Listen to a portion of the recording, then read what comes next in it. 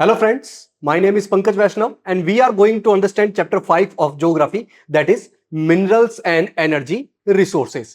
तो इस पूरे चैप्टर में हमें क्या क्या बात करनी है उसका हम ओवरव्यू ले लेते हैं।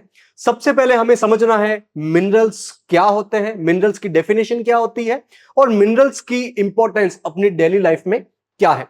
फिर हमें समझना है मिनरल्स को हम जनरल पर्पस से और कॉमर्शियल पर्पस के आधार पर कैसे क्लासिफाई कर सकते हैं। फिर हमें समझना है कि ये मिनरल्स अलग अलग फॉर्म में हमें कैसे देखने को मिलते हैं। फिर हमें कुछ फेरस और नॉन फेरस मिनरल्स के बारे में कुछ बेसिक बातें समझनी है, जैसे कि आयरन ओर हो गया, जैसे कि मैग्नीज हो गया, बॉक्साइट हो गया, कॉपर हो गया, लाइमस्टोन हो गया। इन मिनरल्स के बारे में कुछ बेसिक बातें समझनी है।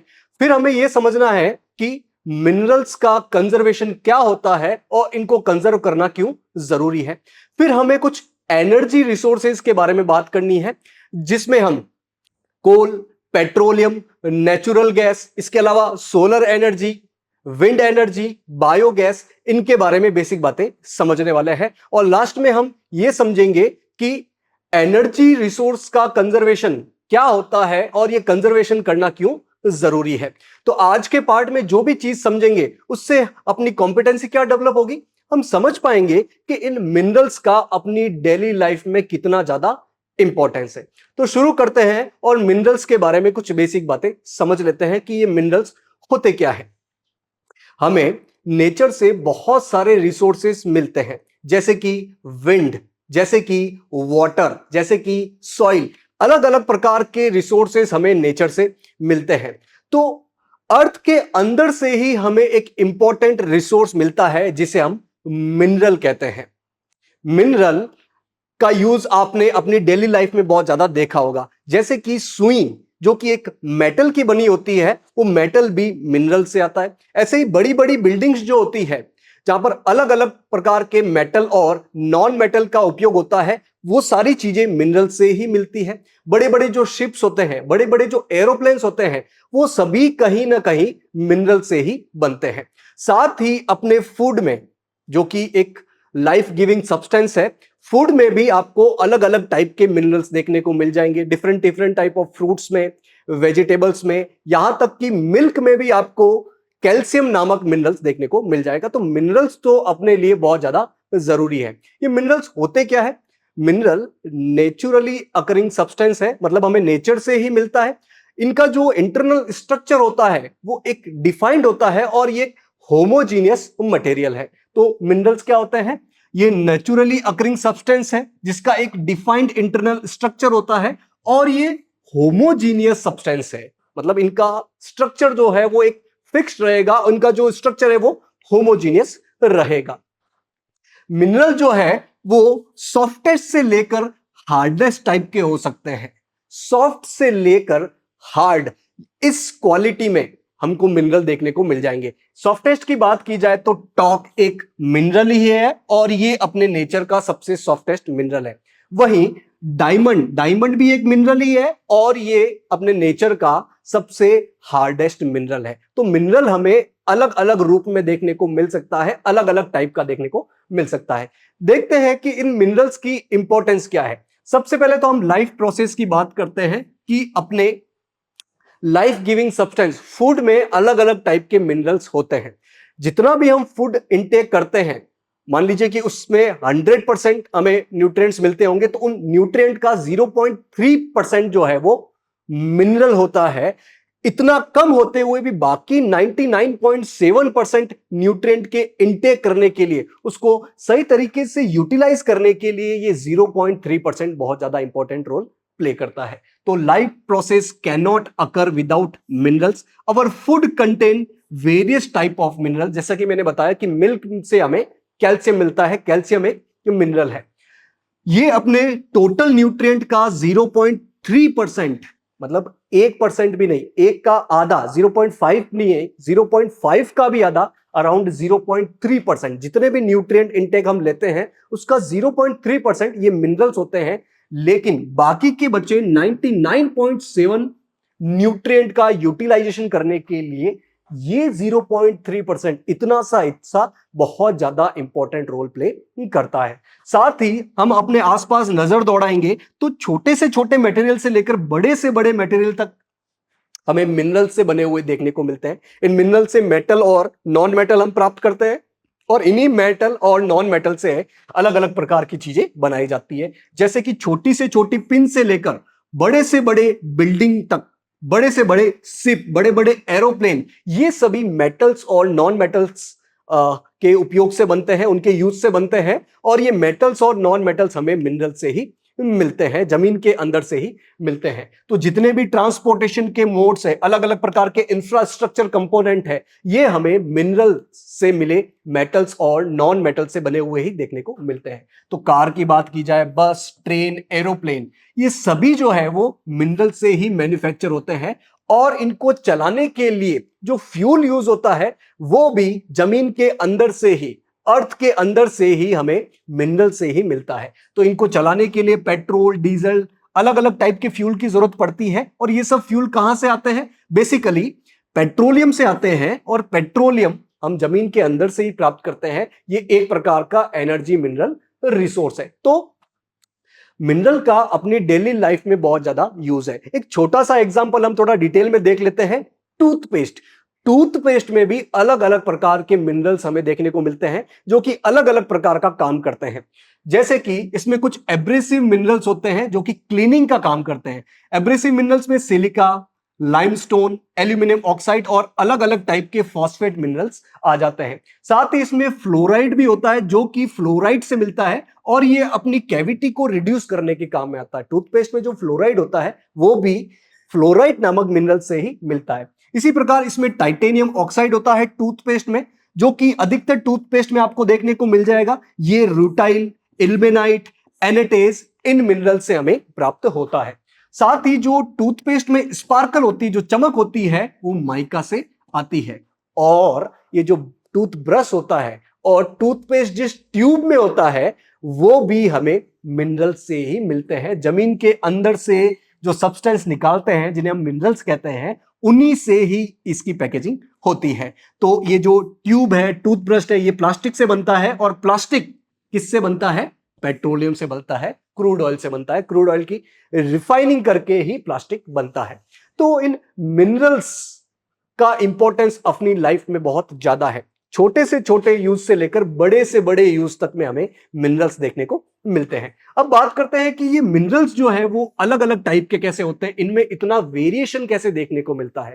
कलर अलग होगा, टेक्सचर अलग होगा, इनका जो स्ट्रक्चर होगा वो अलग होगा। तो ऐसा क्यों होता है?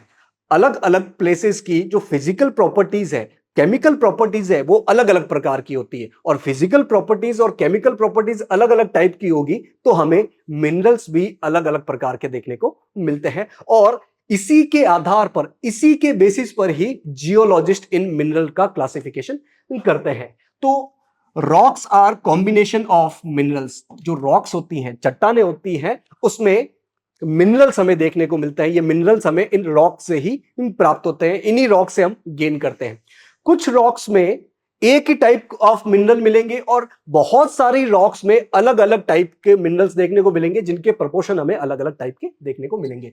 तो most rocks contain multiple minerals जो कि अलग अलग प्रोपोर्शन में हमें देखने को मिलते हैं। और कुछ रॉक्स ऐसी होती है जिसमें एक सिंगल मिनरल भी हमें देखने को मिलता है, जैसे कि लाइमस्टोन। तो अलग अलग रॉक में अलग अलग मिनरल के प्रोपोर्शन, अलग अलग वेरिएबल प्रोपोर्शन देखने को मिलते हैं। बात करते हैं इनमें वेरिएशन क्यों होता है, इन मिनरल में वेरिएशन क्यों देखने को मिलता है। इनकी फिजिकल कंडीशन अलग होती है जहां पर ये बनते हैं, इनकी केमिकल कंडीशन अलग होती है जहां पर ये बनते हैं। तो फिजिकल कंडीशन और केमिकल कंडीशन में वेरिएशन होने की वजह से हमें मिनरल्स की प्रॉपर्टीज भी अलग अलग प्रकार की देखने को मिलती है। जैसे कि हमें अलग अलग कलर के मिनरल्स देखने को मिलेंगे, किसी की हार्डनेस बहुत ज्यादा होगी और कोई सॉफ्ट होगा। जैसे कि अभी हमने एग्जांपल में देखा था कि टॉक एक सॉफ्टेस्ट मिनरल है जबकि डायमंड हार्डेस्ट मिनरल है, और उनके बीच में हार्डनेस अलग अलग वेरिएशन हमें देखने को मिलती है। तो हार्डनेस अलग अलग टाइप की होती है, इनके क्रिस्टल फॉर्म्स, इनका लश्कर, इनकी डेंसिटी, अलग अलग टाइप की प्रॉपर्टी के हमें मिनरल्स देखने को मिलते हैं। उनका बेसिक कारण क्या है? फिजिकल कंडीशन और केमिकल कंडीशन अलग अलग प्रकार की होती है जहां पर ये बनते हैं, और इसी के आधार पर, इसी के बेसिस पर जियोलॉजिस्ट इन मिनरल्स का क्लासिफिकेशन करते हैं।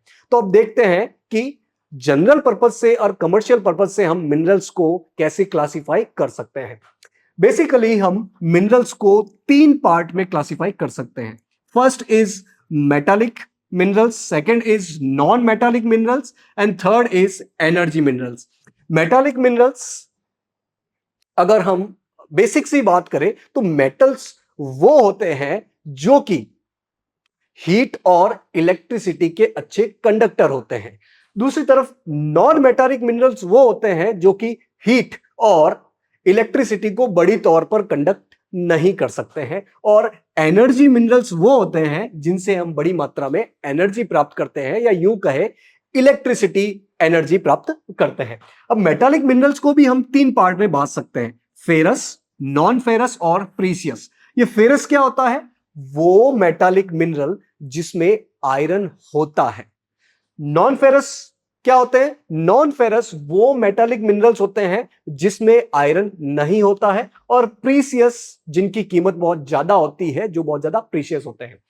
फेरस में आयरन होता है, इसके एग्जाम्पल हमें पता होने चाहिए। आयरन और एक फेरस मेटालिक मिनरल है, मैग्नीज एक फेरस मेटालिक मिनरल है, इसी प्रकार निकल, कोबाल्ट ये फेरस मेटालिक मिनरल के अंतर्गत आते हैं।